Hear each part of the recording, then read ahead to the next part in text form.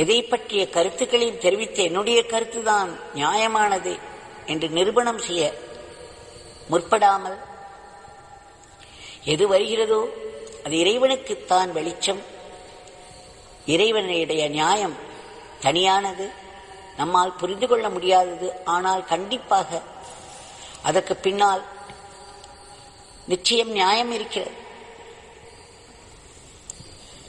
ஒருவருடைய வாழ்க்கையில் ஒரு கொலையை செய்துவிட்டு யாரேனும் ஒரு அப்பாவியை மாட்டிவிட்டு அவன் தூக்கு மேடைக்கு செல்ல வேண்டியிருந்தால் அடுத்த ஜென்மத்தில் அவன் அப்பாவியாக பிறந்து மற்றொருவன் அவனை தூக்கு மேடைக்கு அனுப்புவான். நாம் நினைப்போம் அப்பாவியை இப்படி தூக்கு மேடைக்கு அனுப்புகிறார்களே என்று. ஆனால் அந்த அப்பாவி ஒரு பாவியாக இருந்திருப்பான் ஜென்மத்தில். ஆக ஒவ்வொன்றுக்கும் ஒரு நியாயம் இருக்கிறது.